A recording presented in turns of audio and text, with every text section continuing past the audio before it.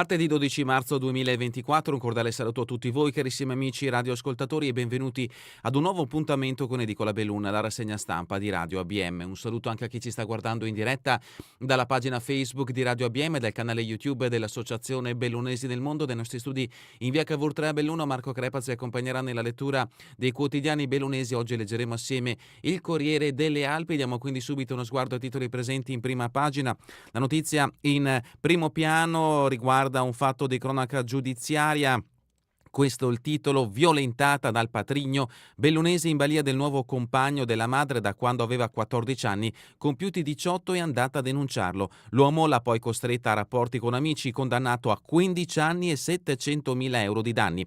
Violenze sessuali anche di gruppo sulla figlia minore della nuova compagna, 15 anni e 700.000 euro. La ragazza, che all'epoca era 14enne, ha raccontato alla magistratura di essere stata costretta in diverse circostanze ad avere rapporti con più uomini contemporaneamente, mentre il patrigno avrebbe fatto da spettatore. I fatti sono avvenuti tra il Bellunese e l'Alto Adige dall'estate 2019 fino al mese di settembre 2022. L'uomo farà per forza appello sperando nella riforma della sentenza. L'approfondimento di Sosso a pagina 15. La foto di copertina riguarda il maltempo in provincia di Belluno. Si lavora sulle frane cadute in Agordino e nel Feltrino, via libera su gran parte dei passi, ma sfuma la riapertura del Giao. L'approfondimento di Forzine San Tommaso a pagina 16. Living a Longo del Col di Lana, il servizio scolastico delle 6:20 non è partito, studenti ancora piedati, Grones, il sindaco ora denuncio. 15 studenti delle superiori sono rimasti ancora una volta a piedi ieri mattina e ad Arabba monta la protesta contro Dolomiti Bus, con il sindaco di Living a Longo, Leandro Grones, che tuona. La prossima volta scatterà una denuncia per interruzione di pubblico servizio. Ieri la prima corriera, quella delle 5:30 del lunedì, è partita regolarmente. I ragazzi che studiano ad Agordo o a Falcade, che partono più tardi con la corriera delle 6:20, hanno invece aspettato invano la partenza. La provincia chiederà chiarimenti all'azienda di trasporto. L'approfondimento di De Barba a pagina 21. Accordo con la provincia, cacciatori come sentinelle, riparte la conta degli ungulati. Sanità, la manifestazione, salute mentale e servizi in affanno a Feltre, presidi con gli striscioni. L'approfondimento di Milano a pagina 21. Una notizia che riguarda anche un'azienda, storica azienda di Santa Giustina, Melagrana Antietà brevetto Unifarco. Dalla scorza della melagrana arriva l'ultimo ritrovato di Unifarco per il ringiovanimento del fisico e della pelle. L'azienda cosmetica con il cuore produttivo a Paderno ha depositato il suo 21esimo brevetto, quello appunto per l'estratto di melagrana, pomegranate, uro e le sue proprietà antiossidanti. La produzione è partita, la frutta arriva da coltivazioni biologiche in Toscana. L'approfondimento di Curto a pagina 22.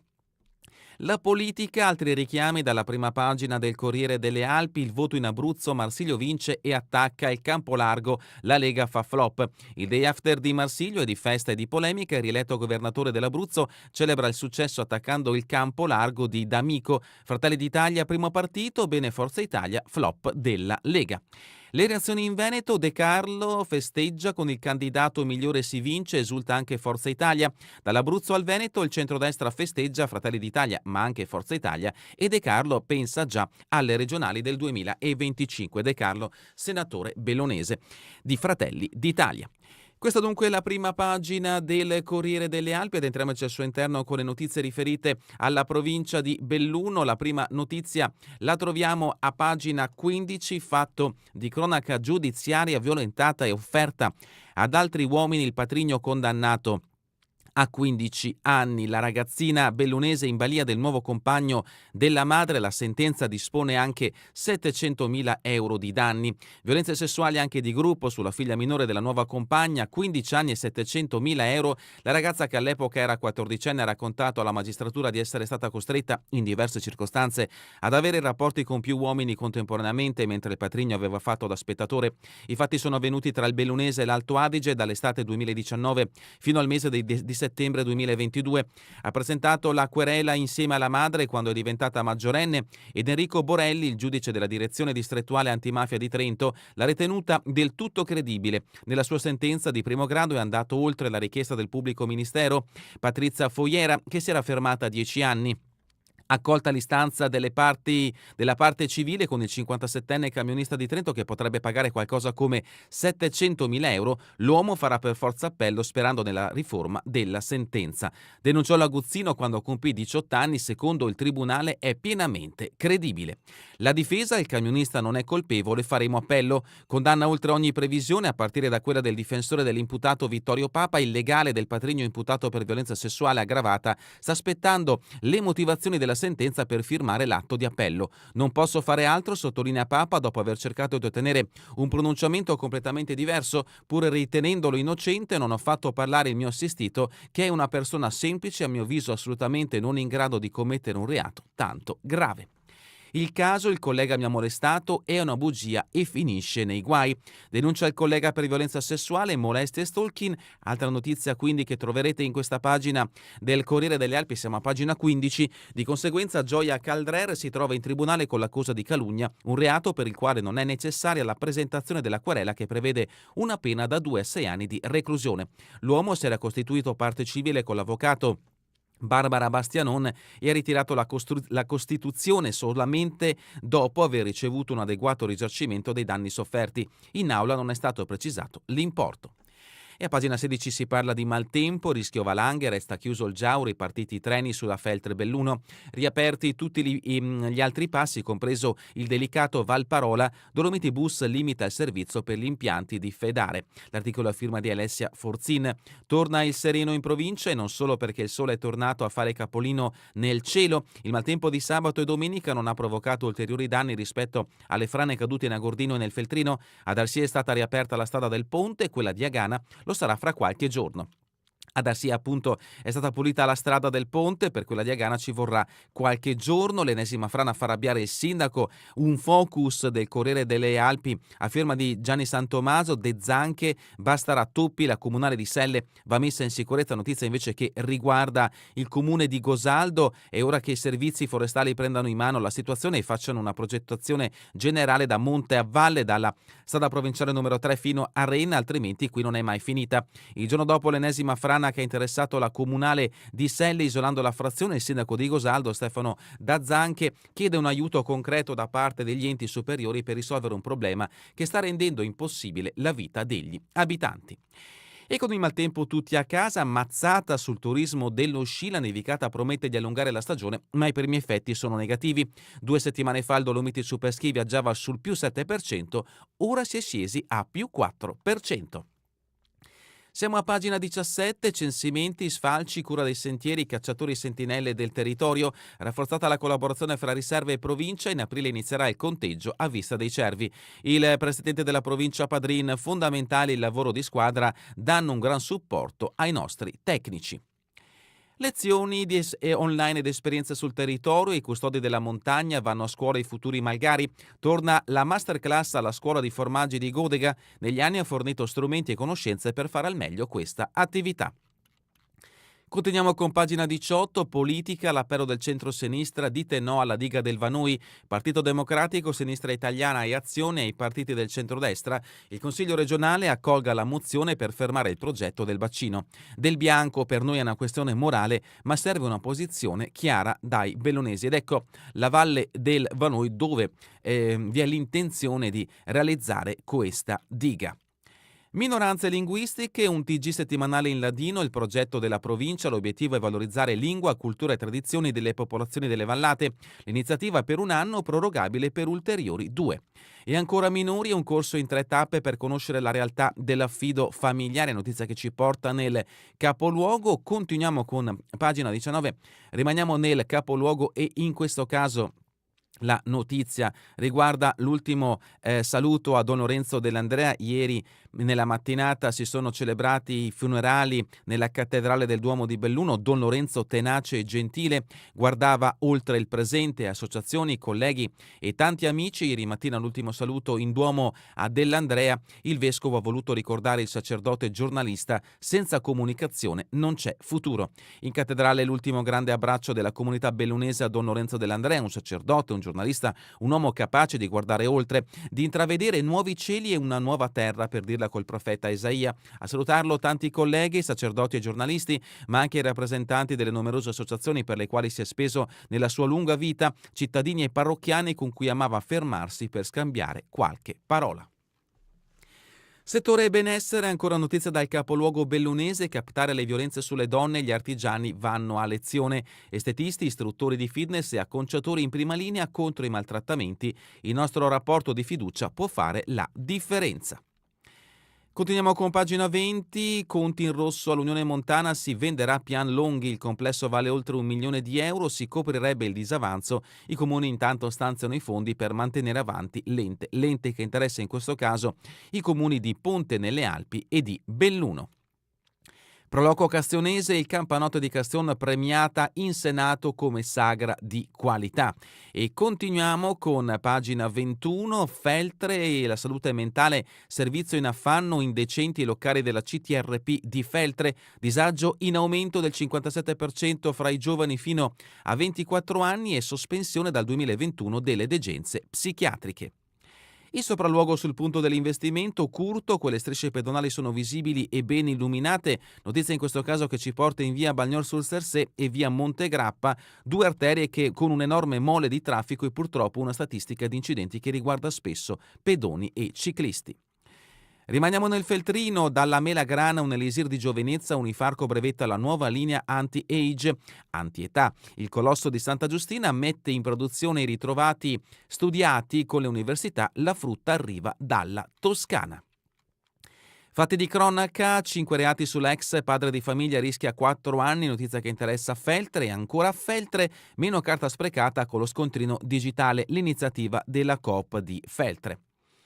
Perenzin, politica feltrina, guai a lasciare Monca la Primolano Busca, il consigliere di opposizione richiama la necessità di farsi carico dell'intero tratto di pista ciclabile, così come previsto dalle schede dei fondi di comune confinanti. Ancora dal Feltrino a pagina 23 siamo a Santa Giustina, pluriclasse scongiurata, a Meano ci sarà la prima, iscrizioni a livelli rassicuranti, nel capoluogo ci saranno 2 sezioni, l'assessore Colotto, so che nella frazione si vuole attivare un dopo scuola. Dalla Mon, 4 sistemi elettromagnetici per il centro di riabilitazione. E continuiamo con Pedavena, ha riaperto il bar Zurigo, festa di inaugurazione con buffet e tanta gente. E ancora a Cesio Maggiore, tengono i numeri nelle 2 scuole primarie Feltrin, crisi superata. Questa è la dichiarazione dell'assessore Eleonora Feltrin. Passiamo in Valbelluna con Sedico, pagina 24, Bribando, l'antico oratorio finisce sotto osservazione, la soprintendenza lancia l'allarme umidità per l'altare ligneo con il trittico dipinto, i valori verranno monitorati con una data logger, intanto si studierà il restauro. Politica di Sedico, Gioia Sacchetta, lavoro su lista e programma e ancora Limana, 2 potenziali candidati per la corsa al municipio della minoranza uscente. Borgo Valbelluna, in 40 pagine la relazione della giunta alla fine del mandato e ancora Sedico, storia del rifugio Bianchette, serata del club alpino nel segno della memoria. L'appuntamento è per questo venerdì alle 20:30 nella sala del Polo Culturale di Sedico. Passiamo a Longarone con pagina 25, inquinamento all'ex Faesite, conclusa la messa in sicurezza. L'agenzia Veneto Acque ha completato il lavoro sull'area dello stabilimento, soddisfatto il sindaco Padrin, una partita importante che si è conclusa.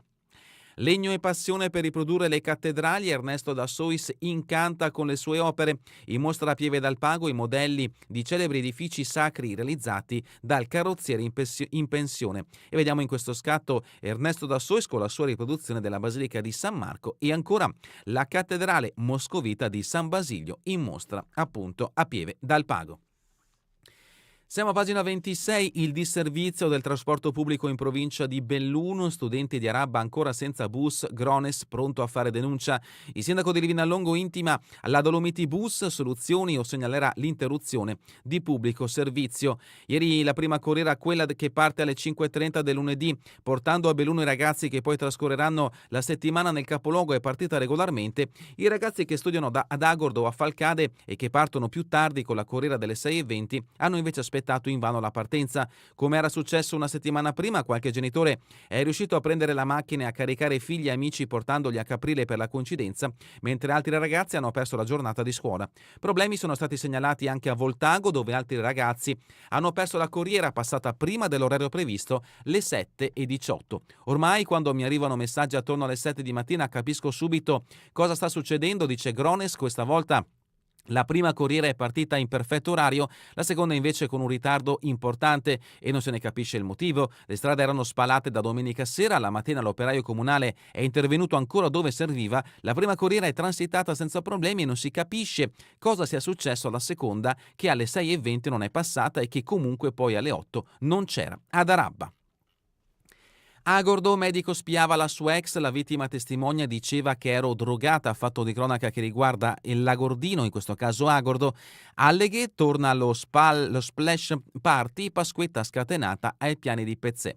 E ancora zoppedicadore a Brusadaz per San Giuseppe, la tradizione. Il 19 marzo gli zoppedini salgono a Brusadaz di Val di Zoldo per uno speciale momento di incontro. La tradizione, sottolinea Fausto Bortolotto, uno degli organizzatori, bisogna tenerla in vita perché è la storia dei nostri paesi e perché è un'occasione per stare insieme. Lutto a Taibone ad Agordo per Gianni Tormen, il padre della sindaca Silvia. È morto domenica Gianni Tormen, il papà di Silvia, sindaca di Taibone, malato da tempo. Tormen aveva 76 anni. Siamo a pagina 27, Cortina, Unione subito un segretario che abbia il potere di firma. Per la precisione siamo nella Valle del Boite, ormai siamo all'impasse. Il sindaco di Borca, Bortolo Sala, chiede alla regione di fare presto nell'individuarlo. Se arrivasse, tutti noi primi cittadini riprenderemmo all'istante il nostro posto. Palodetti, saracinesca abbassata, in affitto gli storici locali in centro, notizia in questo caso che ci porta a Pieve di Cadore. Il negozio fu aperto nel 1939 e contribuì al boom economico dello storico paese cadorino. Siamo adesso in Comelico, la strage di Santo Stefano, pagina 28. Angelica ha bisogno di cure, mandatela in una struttura. La difesa fa istanza per mandare la 33enne tedesca fuori dal carcere. Scadono oggi i termini per il deposito delle consulenze per l'incidente probatorio. Angelica è da ricoverare in una struttura, ma quale e dove? Dopo la richiesta della procura di un amministratore di sostegno per la 33enne tedesca indagata per il triplice omicidio stradale di Santo Stefano, è arrivata quella della difesa. Gli arresti domiciliari in un presidio sanitario esterno al carcere veneziano della Giudecca. Ancora dal Comelico Campolongo, il barista rinvia il pensionamento, prima troviamo chi mi sostituisca. Il locale di proprietà della Regola è il solo punto di aggregazione e lavora bene. Pieve di Cadore, si inizia giovedì, un paese da ridisegnare, 3 incontri con i residenti per sentire suggerimenti. Vigo, nella minoranza, surroga in consiglio, Darin rileva del Favero. E ancora Cortina, Tofanica Music Day, la neve non rovina lo spettacolo. Dalla rubrica Cultura e Società, la notte degli Oscar, 7 volte Oppenheimer, trionfa il film di Nolan, Emma Stone miglior attrice, Italia fuori la zona di interesse, batte Io Capitano. Ma continuiamo con le notizie che interessano invece in questo caso la provincia di Belluno con la rubrica Giorno e Notte. Eccola qui, la rassegna al via la 5 giorni di cortinametraggio, in gara 25 film, spazio anche a libri e incontri. Oggi la proiezione dei primi 6 corti, venerdì riflettori su Genovese, sabato le premiazioni e l'evento con Puccioni. Appuntamento all'Alexander Girardi Hall con il festival di Maddalena Maineri. E adesso le pagine sportive, siamo a pagina 33, pallavolo Serie 3, la Guaiano d'Arold sprona il Belluno, vincete i playoff e vi ospito a Maui. Hockey, Serie A femminile, Zoldo, la finale è un capolavoro, ora è dura ma proviamoci. E ancora calcio, Giacomelli della FIGC e il problema rinvii sono decisioni difficili da prendere. Il consigliere regionale interviene anche sul calendario e playoff, io gradirei il ritorno di 1 o 2 domeniche per eventuali recuperi. Calcio di Serie D, Dolomiti, sabato a Feltre con il Chions, anticipo anche il 23 a Breno. Sci alpino, doppio oro della Vanni, la romana di Cortina. Atletica, Stremizza da Ross e Roldo sono grandi protagonisti ai regionali Master. E terminiamo con le previsioni del tempo in Veneto per la giornata di domani. Cielo sereno poco nuvoloso, nebbie da sparse a locali in tutte le coste delle zone pedemontane alpine, di mattina in dissolvimento, nebbie locali su costa e zone limitrofe, precipitazioni assenti. È davvero tutto per questa edizione di Edicola Beluna e vi ricordo che torneremo in replica questa sera via streaming alle 20 e domani mattina all'1 ora locale italiana. A voi tutti un buon proseguimento di giornata in compagnia come sempre di Radio ABM, la web radio dell'Associazione Bellunesi nel Mondo.